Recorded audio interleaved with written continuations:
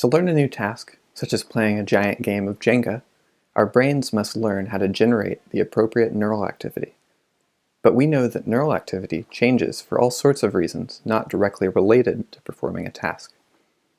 For example, in this video, on the right you'll see someone reach out their hand suddenly, surprising the kid.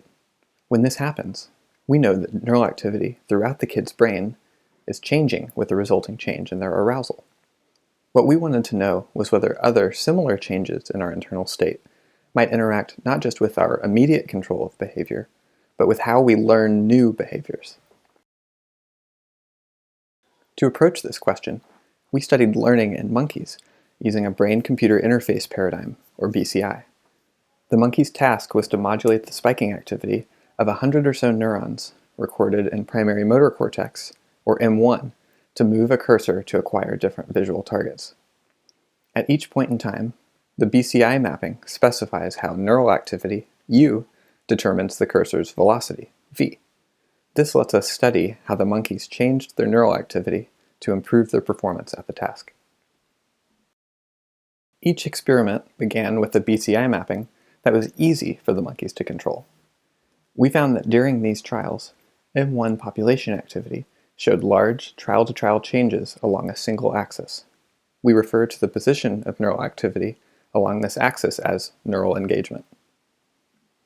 We noticed that at the start of each experiment, following pauses in the experiment, and at the beginning of learning, neural engagement abruptly increased and then gradually decreased on subsequent trials.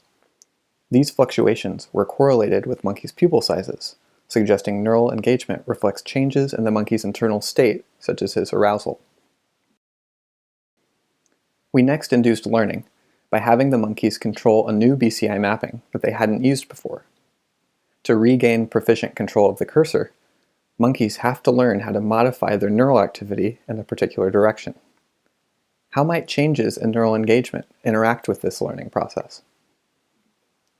Across targets, changes in neural engagement had different impacts on how the cursor moved. For some targets, which we call T+, an initial increase in neural engagement will increase the cursor's speed towards the target.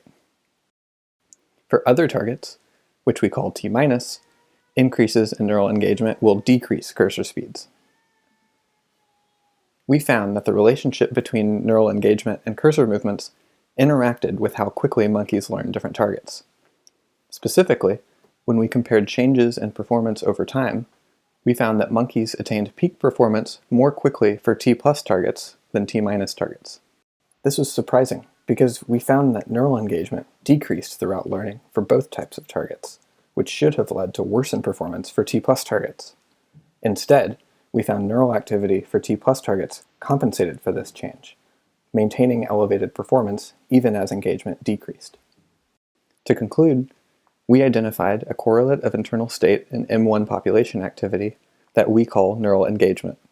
Stereotype changes in neural engagement during learning allowed us to predict which targets would be learned more quickly than others. Thus, even changes in internal states unrelated to goal-seeking behavior can systematically influence how performance improves with learning.